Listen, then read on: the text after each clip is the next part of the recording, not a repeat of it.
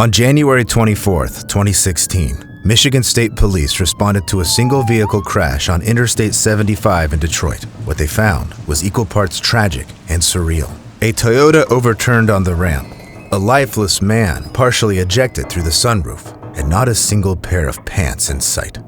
As officers sifted through the wreckage, an unexpected sound broke through the crunch of twisted metal, the unmistakable moan coming from the man's phone. Well, it didn't take long to restore the chain of events. 58-year-old Clifford Ray Jones had been driving while pleasuring himself, watching adult content with one hand on his phone and the other, definitely not on the wheel. With no seatbelt to save him, he lost control on the ramp, sending the car into a fatal roll, and making that very video the last thing he would ever see. Welcome back to one of the most requested and beloved series on this channel. Today, we continue our deep dive into 10 more absurd, bizarre, and yet tragically real deaths that defy logic and make you question how they could ever have happened at all. If you missed the previous part, it should appear on your screen, but for now, as always, viewer discretion is advised. On the afternoon of May 30th, 2001, 25-year-old Ismael Moreno was behind the wheel of his Toyota pickup truck, driving through the quiet streets of Hillsboro, Oregon. But in a split second, he lost control of the vehicle. The truck swerved off the asphalt, tore through a roadside mailbox, and slammed into a utility pole with a violent jolt. Hard enough to knock down the heavy wooden mast and bring the live power lines crashing onto the road. Amazingly, he survived the crash itself with only minor injuries. Bruised but conscious, he managed to unbuckle his seatbelt and crawl out of the wreckage. But what he did next turned a near miss into a death sentence. As he surveyed the scene, he noticed one of the live wires draped across his overturned truck, whether it was panic or poor judgment. He then retrieved a pair of metal pruning shears from the cab and attempted to cut through the fallen power line. The moment the metal blades touched the cable, a surge of 7,500 volts tore through Ismael's body, killing him instantly. So by the time emergency responders and police arrived on the scene, there was nothing they could do for Ismael, and instead, they ended up arresting the surviving passenger who, as it turned out, had an outstanding warrant. Well, at least he made it out alive because in Ismael's case, a strange spark of initiative turned out to be fatally punished, just like the explosive miscalculation in our next case. On April 24th, 2017, in a small Russian village nestled in the Kurgan region, a 40-year-old welder named Vargas stumbled upon a curious relic sitting quietly at the edge of the worksite. An old, decommissioned artillery howitzer. For Vargas, this rusting war machine wasn't just a historical artifact, but a rare opportunity for a deeply personal experiment. At some point during the day, he decided to pack the cannon with a fire extinguisher, using it as a makeshift shell. Then, with the materials he had on hand, calcium carbide and water, he created an improvised propellant. The chemical reaction between the two generated a burst of acetylene gas, powerful enough to serve as the cannon's new ignition system. So when he finally set the mixture off, the result was immediate and catastrophic. Instead of launching the DIY shell out of the cannon, the pressurized blast detonated inside the barrel. And the moment the extinguisher exploded mid-chamber, a spray of superheated shrapnel burst backward, fatally striking Vargas in the head as he watched his masterpiece in action. Still, explosions weren't the only workplace hazards that year, and another man's attempt to reach new heights, quite literally, ended with an even harder fall. On August 30th, 2017, inside a logistics warehouse in Taramoto Town near Prefecture, a 40-year-old worker faced a problem near the end of his shift. One of the ceiling lights had burned out. However, the warehouse had no lift equipment tall enough to reach it. So, enlisting the help of a coworker, he came up with an alternate solution. Together, they maneuvered a standard forklift into position beneath the fixture, and then they started stacking pallets, 37 in total, each about 15 centimeters thick, atop this wobbling wooden tower nearly 6 meters above the already raised lift. The man began to climb. Somehow, he managed to reach the top, balancing carefully with a new light bulb in one hand. But at some point, the handmade stack gave away. In an instant, 37 pallets tumbled like a collapsing tower of cards, splintering across the concrete floor. The man, in turn, was violently thrown from the top, falling nearly 10 meters straight down. Unfortunately, by the time help arrived, he had already been killed by severe head trauma, and above him, the light bulb still flickered, unchanged. The poor worker simply wanted to finish his shift responsibly, but the next man, on the other hand, fell victim to his own greed as it came crashing down right on his head.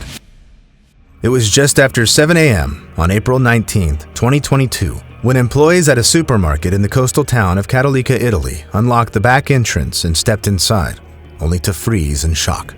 Crates lay scattered and overturned in a chaotic heap, tangled in shrink wrap and splintered pallets, with plastic water bottles rolling in every direction. But then they spotted something truly horrifying. Barely protruding from beneath one of the larger pallets was a human arm. The store immediately called emergency services, and when responders arrived to clear the wreckage, the grim truth began to surface. It turned out that during the early hours of Easter Monday, a 46-year-old local resident with a long history of petty theft had broken into the store, hoping to steal some goods or valuables. But at some point during the break-in, the man had grown thirsty. He soon found himself surrounded by towering stacks of shrink-wrapped bottled water, an entire wall of plastic crates piled high. Yet instead of grabbing a bottle from a nearby shelf, the man made the worst possible choice. He pulled one from the very bottom of the stack. In that instant, the entire structure collapsed, burying him beneath a tidal wave of mineral water and crushing him to death. The burglar didn't live long enough to face a jail sentence, which, by the way, in Italy, can easily reach up to 3 years for trespassing and theft. But the man in our next case was already behind bars and preparing something truly crazy. This footage captures 25-year-old Bojan Besic inside one of the most tightly controlled spaces in Pula prison, a padded solitary confinement cell known among inmates simply as the rubber room. Bojan was serving an 8-month sentence for threatening his ex-girlfriend and unlawfully using her personal data. And on November 16, 2015, he ended up in solitary as punishment for aggressive behavior and repeated rule violations. The surveillance recording begins with Bojan pacing restlessly across the padded floor. At some point, from the waistband of his prison trousers, he pulled out something he should never have had in the first place, a lighter he had secretly smuggled past security checks. Then he kneels near the corner of the cell and flicks the lighter once, twice, until a small flame catches on the soft rubber-lined walls. At first, Bojan seems almost exhilarated by what he's done. He paces the cell again, waiting for the guards to react to his protest. But the flame spread far too quickly, and no one was in any hurry to save him. By the time the guards finally responded, the situation had spiraled completely out of control. As they tried to open the door, it was already so hot that it had warped in its frame, while the entire room behind it was filled with smoke. And when firefighters finally managed to pry it open, it was far too late. Bojan lay motionless on the floor, his body blackened by severe burns. At that point, his protest had become the first recorded death inside a modern Croatian prison cell. Yet sometimes punishment doesn't come from guards or from the justice system. Sometimes it's fate itself that delivers the final verdict, as one would-be killer was about to discover. On the chilly evening of December 19, 2017, a 19-year-old Afghan refugee walked alongside his girlfriend, or rather, his soon-to-be ex, along the banks of the Havel River in Berlin, Germany. What began as a tense conversation quickly escalated. Passerby later recalled seeing them argue heatedly, with their gestures growing sharper and more aggressive as they neared the edge of the river bank. And then, the young man snapped. Enraged and humiliated, he suddenly shoved the 17-year-old girl straight into the icy river. Once she hit the water, he jumped in as well, not to save her, but to drown her. The water was barely 2 degrees Celsius, cold enough to send the body into instant shock. As the girl flailed, gasping, and fighting to stay afloat, the man reached her and began forcing her under, again and again, with his bare hands. In a desperate struggle, she managed to break free from his grip and swim toward the shore. Cold, shaken, and barely conscious, she somehow pulled herself out of the freezing river. Her attacker, however, wasn't so lucky, because in his blind rage, he had completely forgotten one critical fact. He couldn't swim. Panicking now, the young man thrashed helplessly in the current. Disoriented and exhausted, he tried to stay above water but quickly went under. By the time emergency divers arrived, they found him submerged and unconscious. He was rushed to Berlin's Charité Virchow Clinic, where doctors placed him in a coma after severe oxygen deprivation left him brain damaged. And in a twist almost too poetic to script, he died 2 months later, on February 14th, Valentine's Day. Meanwhile, karma also caught up with the man in our next case, and although he somehow survived, no one would ever envy what happened to him. On March 20th, 2015, at the Central Market in La Plata, Argentina, 25-year-old Ivan Vilches Anteo was on duty as a private security guard. It was a quiet morning until a single gunshot shattered the calm. When his colleagues rushed over, they found Ivan lying on the concrete, pale, gasping, and covered in blood, with his own weapon, a .45 caliber Colt pistol, resting beside him. The bullet had entered through his groin, tearing through both testicles before exiting through his thigh and lodging in his knee. Paramedics arrived within minutes and managed to save his life, but the injury was catastrophic. Doctors performed emergency surgery, removing part of one testicle and leaving him permanently maimed. But how could something like this even happen? It turned out that Ivan had been carrying the heavy Colt tucked loosely into his waistband, without a holster, safety off, and the barrel pointed straight at his crotch. At some point during his shift, the weapon suddenly slipped, snagged, and discharged. Worse still, Ivan didn't even have a permit to carry a firearm, so after recovering, he found himself in court, charged with illegal possession of a weapon of war, a crime that could have sent him to prison for 6 years. But in 2017, when the judge reviewed the case, he made an unusual ruling. Citing divine punishment, the court declared that Ivan had already suffered far more than any prison sentence could offer. The judge reasoned that the self-inflicted mutilation, the loss of his manhood, was penalty enough. Therefore, the sentence was suspended, and Ivan walked free, though forever haunted by the memory of that fateful day. Yet sometimes no karma is needed for something terrible to happen.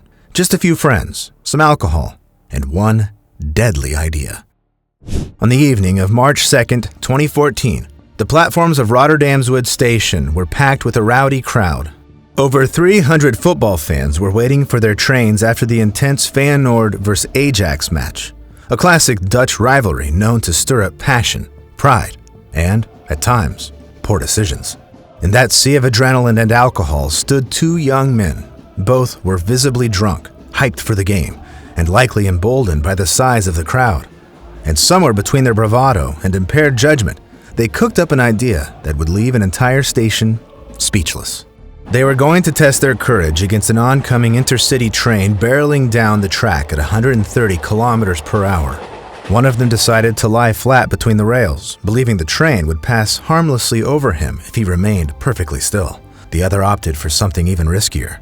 He crouched just beside the track, raising his head just enough to dodge the incoming train at the last possible second, as if the stunt would earn him applause.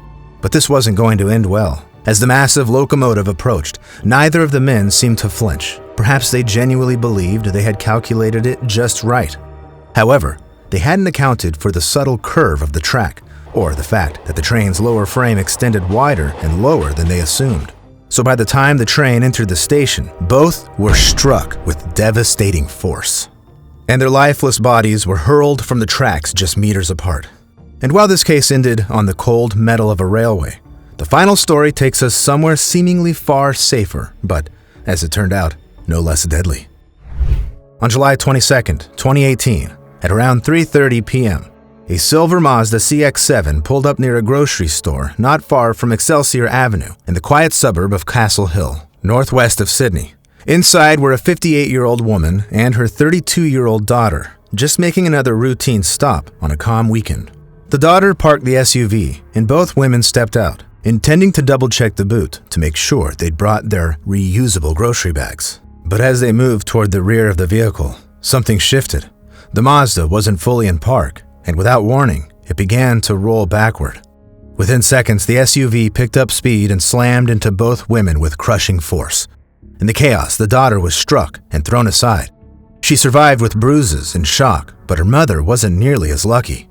Pinned beneath the vehicle, she suffered catastrophic head injuries and was pronounced dead at the scene, all over a quick check for grocery bags. Today's stories remind us how quickly life can shift from ordinary to irreversible through arrogance, recklessness, or a single careless mistake. And while many of these cases might seem darkly absurd, each carries a sobering truth. When foolishness meets timing, the consequences can be truly catastrophic. Now let me ask you, which of these stories struck you as the most unbelievable? And have you ever witnessed a moment when a foolish idea turned terrifying? Let me know in the comments. And don't forget to subscribe for more shocking, real-life stories that might just help you avoid ending up on the pages of the Darwin Awards yourself.